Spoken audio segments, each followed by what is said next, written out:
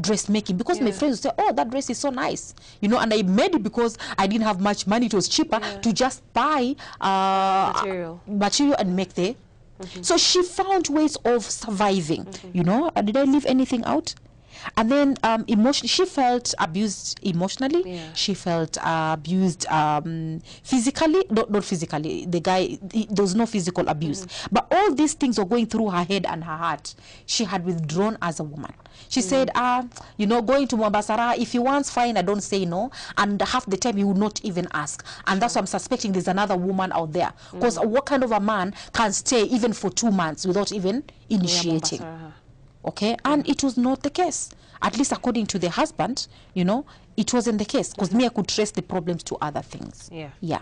So you can imagine what was happening. All right, that's quite clearly an issue that I think even when you listen to some of the radio stations, even the questions we get in, the emails we people write to us, are similar to that situation. But before we continue, we went again to the streets just to find out what people think a typical Kenyan marriage is, just to get more views. Let's take a look at that.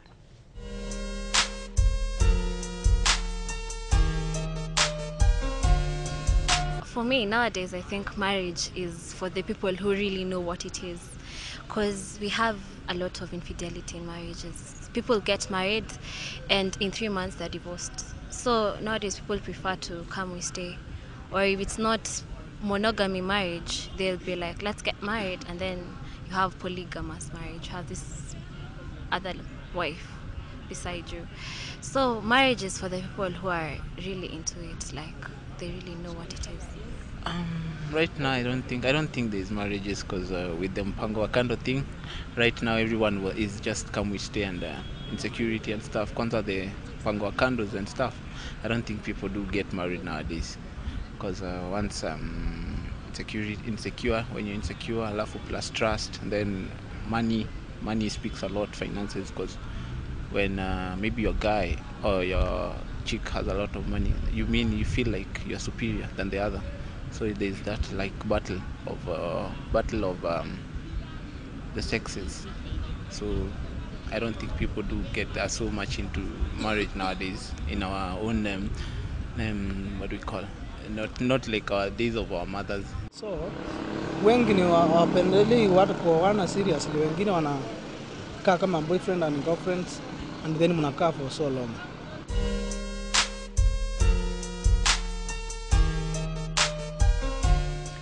Welcome back. Those are Kenyan views on what they think are typical Kenyan marriages. And from even the radio shows that you listen to, perhaps in the mornings or in the evenings, and the emails that we've been receiving on this show, the SMSs, the Facebook posts, it is clear that there are certain issues that affect Kenyan marriages, especially because we are in Kenya, and that's what we're looking at. And there are challenges that people go through, and all because of communication breakdown. There is no communication. When somebody is hurt, they're not talking about it. When somebody is you know, just hurting or whatever it could be, they're not being able to discuss it with their spouse. And I think that's where it lies.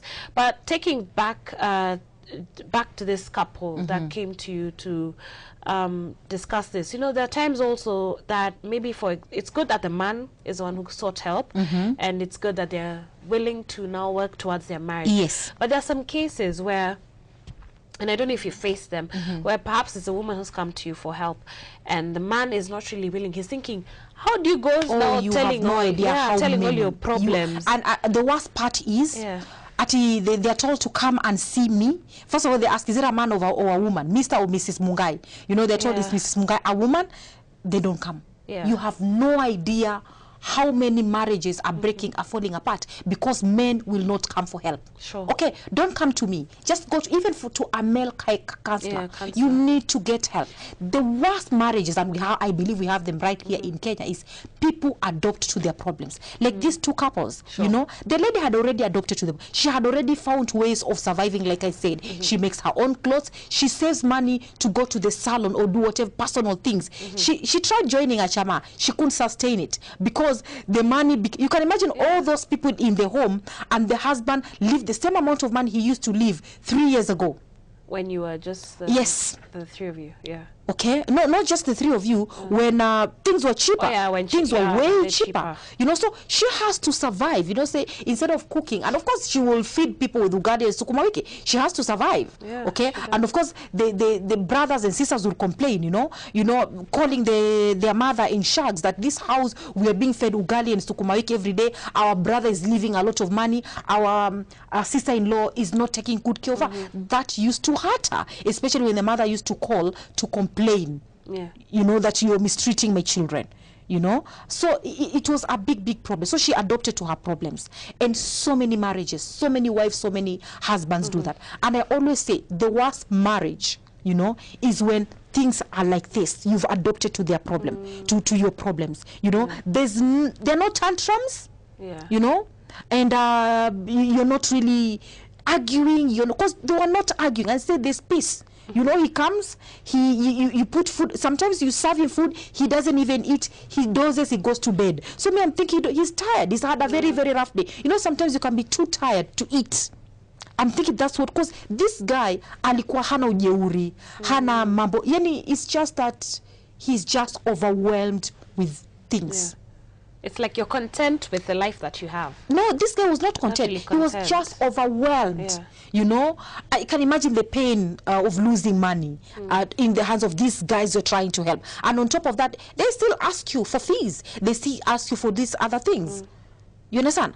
And you as a wife, you're thinking, this guy, he really doesn't love me. He doesn't care for me. He takes care of everybody else other than me and my children.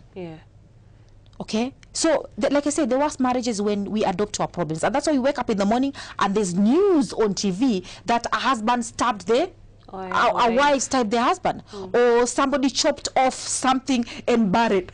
Yeah, they are those ones we hear of. Yes, it's because of this kind of things. I'm not saying this particular couple is not going to go through that, but it reaches a point where you just get fed up. You remember all that, and you just lose it. And you do something bad which will end up regretting for the rest of your life.